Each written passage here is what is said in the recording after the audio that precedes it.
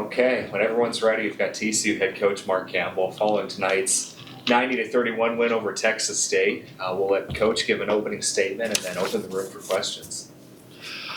Well, team played really good.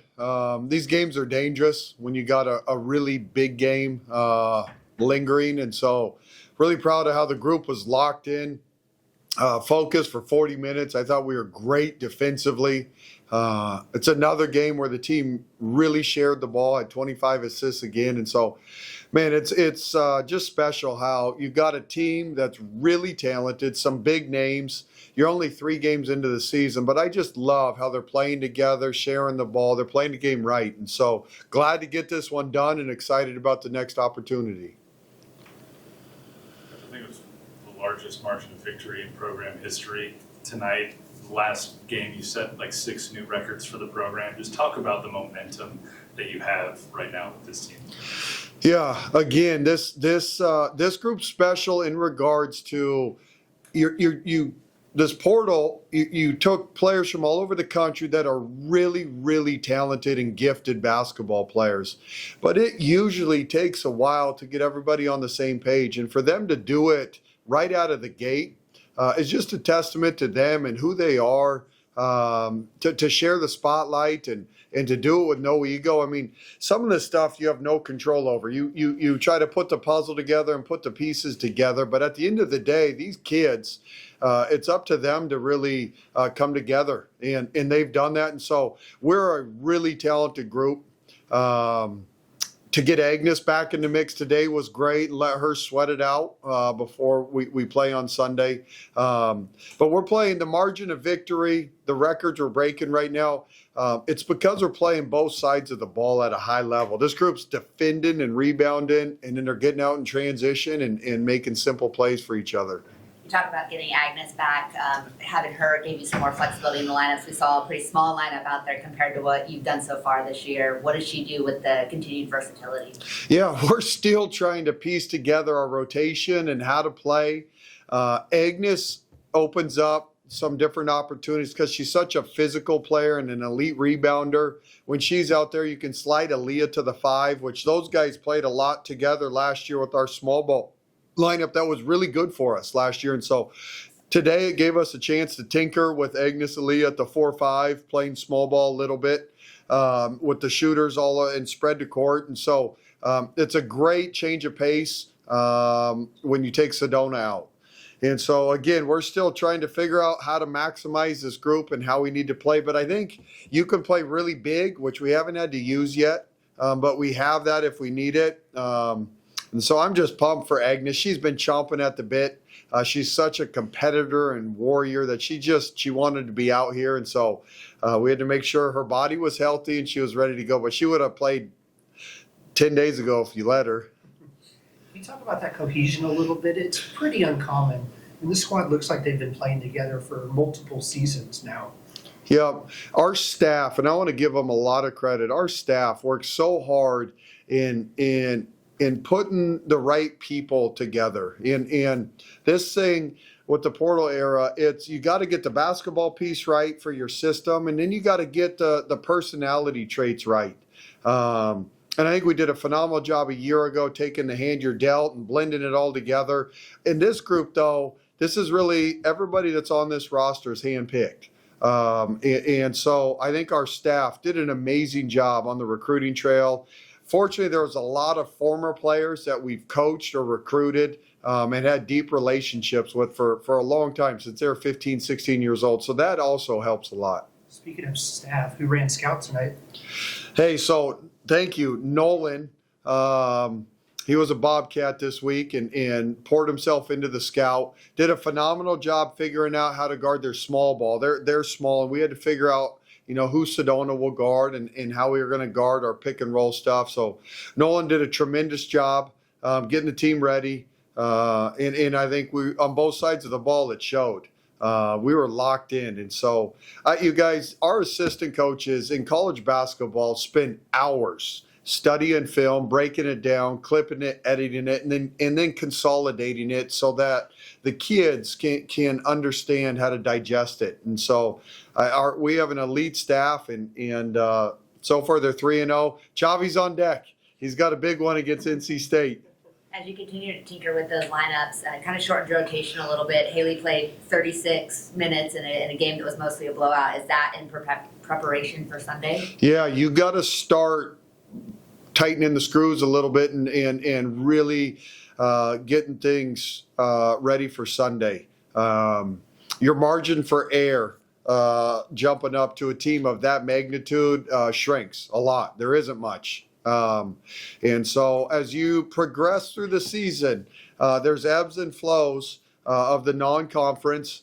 And so this first 3 games allowed us to play everybody and learn a lot, try different rotations. But now that we got NC State Sunday, you had to kind of get things dialed in today. And so we did that.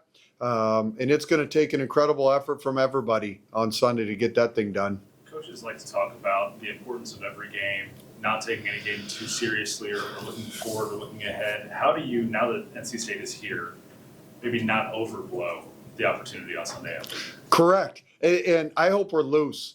You nailed that. It's one game. Win or lose, it's one game. What it is for us is an incredible opportunity to go compete and figure out where we're at. That group's ahead of us in regards to playing in a Final Four, having the core group back. They're a very veteran, tough, grizzled team. They've been through a lot together. We're not. We're a team that's just 3 games into this thing and still trying to figure out stuff. So it's an incredible opportunity. I hope we play free and fast. And could go out there and just see where we're at. And that's all it is right now at this point of the season. It's going to be a great measuring stick for us to learn and grow. And that's what the non-conference is. It's why we scheduled Notre Dame and South Carolina, NC State. South Florida is a really dangerous game and a really good team. Is so this young group, we can get tested and truly figure out what the best of the best look. At the end of the day, it's a long journey, and hopefully we have the opportunity when March rolls around to go into that tournament and make some noise. It's also a big opportunity. You're playing on ESPN. Can you talk about how big that is for your program? Oh, you guys, a year ago we had 0 national television games. And to go, I think we have the most TV games in the Big 12 this season. We got 6 of them. And so to go, it's happened really quick. I mean, this is a 1-17 program not very long ago. And to be able to go play on ESPN, to have the roster and the players and the talent to truly go compete against NC State.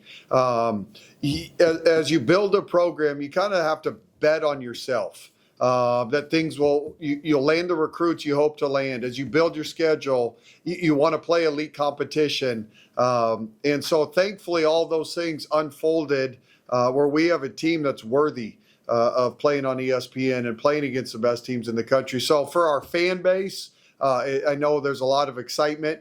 Gosh dang, we need our student body to come out. We need Fort Worth to come out and support this group. This group is special. So Sunday at 2, I already checked. The Cowboys are not playing. They're playing Monday. The Frogs got a bye on Saturday, so there's no excuse, you guys. We need a great turnout on Sunday for this group. And I know high school football is big. That's Friday. Okay, so I checked the whole calendar. We're clear on Sunday. Soccer's on Friday too. Oh man, how about soccer and volleyball? Gosh dang, what they've done. It's been fun to follow them. So Taylor's stepped up the last few games, 17 points last Sunday, 16 tonight. Just how good has it been to see her get into a rhythm and start to score a little bit? Taylor, we need Taylor. Taylor's an important part of this whole puzzle because of her versatility. I'm so proud of her. We challenged her as a staff to get out of third gear and crank it up and impact the game on the defensive end. Go get some rebounds for us and just play harder. And she's done that. And the funny thing is, her offense she's played better offensively. I mean, she went 6 for 7 tonight, 4 for 5 from 3. And so Taylor is literally just scratching the surface. But for us to get to where we're trying to go, she's one of those kids that's got to keep growing over the course of the season. And you guys, her work ethic's elite. Since the day Taylor stepped on campus, she gets up and does 6 a.m., 7 a.m. workouts. She gets shots up all the time. She wants to be great, and she's working really hard to become great. We talked a lot about the work ethic of this team. You mentioned Taylor, Haley, a lot of them are in the gym. Who's in the gym first most days, and is it a competition to see who can get in there first? No, here's the deal. It's not necessarily who's in the gym first because they all have different routines. There's a group of them that love to come in at nighttime when it's quiet, nobody's around, and put in their work. Some come in early in the morning at 6 or 7 and get their reps in. Then there's some kids that do it before practice and some stay right after. And so we have, I've been around, fortunately, a lot of really good teams. This group is as good as any team I've been around with their work ethic and working on their craft. And how we schedule practices, we don't go long, we don't go heavy, so that the kids have enough energy to still get in and get their shots up and work on their individual skills. And so we have a special group in regards to just loving the game and working on their craft. Last season plagued by injuries. Is there something y'all done differently and maybe trying to manage workload, maybe strength and conditioning wise going into this year? We really haven't changed anything. Though, if you go back, there are a bunch of one-off freak accidents. Sedona fractures her finger on a pass. Last time I checked, there's no strength and conditioning to work on your finger strength. Jaden, non-contact jump stop that gets injured. And in Madison, there was a loose ball that someone dove into her at practice. And so they're literally some stuff in sports, and when you compete and play hard, injuries are part of it. But we, from our time at Sac State, we had 0 injuries, and we played about 6 kids, 40 minutes. And then last year, you got hit by the injury bug, and there's really no control over it. And so I think we do as good as anybody of being wise. We really try to manage workload. We did it last year. We do it this year. We don't go long in practice. I think we shoot as much. Our goal is to shoot in practice as much as any team in college basketball. And that's a lot of non-contact reps. And so our strength staff does a great job. Our training room does a great job. Sometimes injuries are part of it. You've talked a lot this offseason about wanting to go fast. 12 points in transition tonight. I know the game the game state was a little bit different tonight, but is there another gear for this team to reach still in the transition game? Yeah, we're still trying to figure out, the press is new.